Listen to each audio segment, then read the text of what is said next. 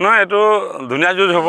কথা হৈছে কংগ্ৰেছে নিজৰ নীতি নিয়ম আদৰ্শত কংগ্ৰেছে খেলিব। কংগ্ৰেছৰ লগত বহুত কৰ্মী আছে, মানুহ আছে, আৰু কংগ্ৰেছৰ মানে ভেটি মজবুত আছে। গতিকে আমি তেনেকৈ নাভাবোঁ। আমি ভাবোঁ যে যিহেতু পুৰণি তেজপুৰ, নতুন শোণিতপুৰ লোকসভা সংসদীয় সমষ্টিত আপোনাৰ 16,25,370টা ভোটাৰ আছে।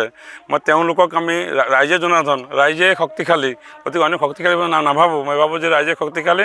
ইয়াৰ নিশ্চয় ৰাইজে বিগত দিনত চৰকাৰৰ যিবিলাক নীতি বা যিবিলাক কাম কাজ আছে চৰকাৰে ৰাইজে নিজে দেখিছে। ৰাইজে জনাৰ্দন, ৰাইজে চিন্তা চৰ্চা কৰিব, আৰু মই ভাবোঁ যে ৰাইজে জিকিব। আমি জিকিম, ৰাইজে জিকাব।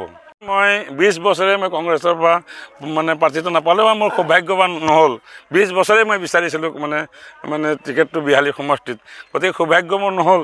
এইবাৰ মোৰ সৌভাগ্য হৈছে।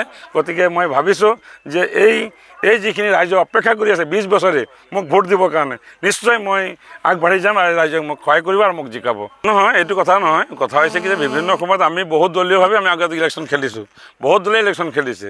এইবাৰ তিনিকোণীয়া হৈ আছে।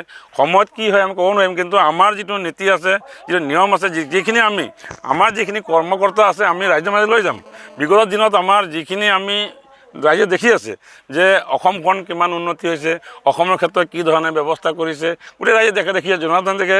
মই সেইকাৰণে কৈছোঁ, আমাৰ চিন্তা কৰিবলগীয়া নাই। মই 100% মই চিন্তা কৰিছোঁ যে মই আজিও কৈছোঁ, আমাৰ 16,25,370 মানে আমাৰ যিজন ভোটাৰ আছে তেওঁলোকৰ ওপৰত নিৰ্ণয় কৰিব এইবাৰ সংসদীয় লোকসভা সমষ্টিটো। আৰু এটা কথা ক'ম, স্বনামধন্য এইটো আমাৰ আজি লোকসভা সমষ্টিত তেজপুৰ, এতিয়া য'ত বিজয় চন্দ্ৰ ভাগৱতী, য'ত আপোনাৰ পূৰ্ণনাৰায়ণ সিংহ, য'ত আপোনাৰ ঈশ্বৰ প্ৰসন্ন হাজৰিকাৰ নিচিনা এই ভেটান যে লিডাৰে এইটোত কৈছে এক সন্মানীয় জেগা। এই সন্মানীয় জেগাত মোৰ নিচিনা আপোনালোকে জানে, মই সাধাৰণ এজন ঘৰৰ পৰা ব্যক্তি, আজি দলে ইমান সন্মান দিছে।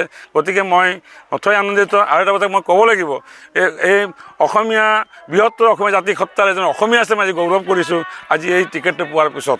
গতিকে আমি শক্তিশালী আছোঁ, আমাৰ মজবুত আছে, সংগঠন ঠিক আছে। আমি শক্তিশালীভাৱে আমি যুদ্ধ কৰিম। আৰু আগৰ কংগ্ৰেছে মই কৈছোঁ আদৰ্শ আছে, নীতি আছে। এই নীতিক লৈ পেলাই আমি আগবাঢ়ি যাম। আৰু কংগ্ৰেছ হৈছে সকলো জাতি জনগোষ্ঠী বিভিন্ন ধৰ্মাৱলম্বী লৈ পেলাই কংগ্ৰেছ। আমি এই ধৰণে আমি আগবাঢ়ি যাম। আপোনালোকে জানে মই কংগ্ৰেছত 1993 মই জইনিং কৰিছিলোঁ। তাৰপিছতে মোক 1999 মোক সেৱা দলৰ সংগঠক হিচাপে মোক দিছিলে।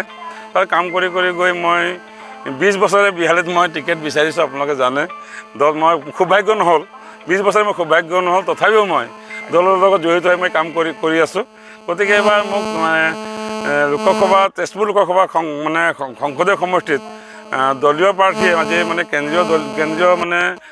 কেন্দ্ৰীয় আমাৰ বিষয়ববীয়া বা ৰাজ্যিক বিষয়ববীয়াই আজি মই আপোনালোকৰ যোগে তেওঁলোকে মই শুভেচ্ছা জ্ঞাপন কৰিম যে নিখিল ভাৰত কংগ্ৰেছ কমিটিৰ সন্মানীয় সভাপতি মাল্লিকাৰ্জুন খাৰ্গে ডাঙৰীয়া, নেত্ৰী সোনিয়া গান্ধী ডাঙৰীয়ানী, নেতা আমাৰ ৰাহুল গান্ধী ডাঙৰীয়া, প্ৰিয়ংকা গান্ধী ডাঙৰীয়াকে বেণুগোপালকে ধৰি অসম প্ৰদেশ কংগ্ৰেছ কমিটিৰ সন্মানীয় সভাপতি ভুৱন কুমাৰ বৰা ডাঙৰীয়া, আমাৰ বিৰোধী দলপতি দেৱব্ৰত শইকীয়া ডাঙৰীয়া, লগতে আমাৰ যুৱ নেতা কলিয়াবৰৰ সাংসদ আমাৰ গৌৰৱ গগৈ ডাঙৰীয়াক মই শুভেচ্ছা জ্ঞাপন কৰিম।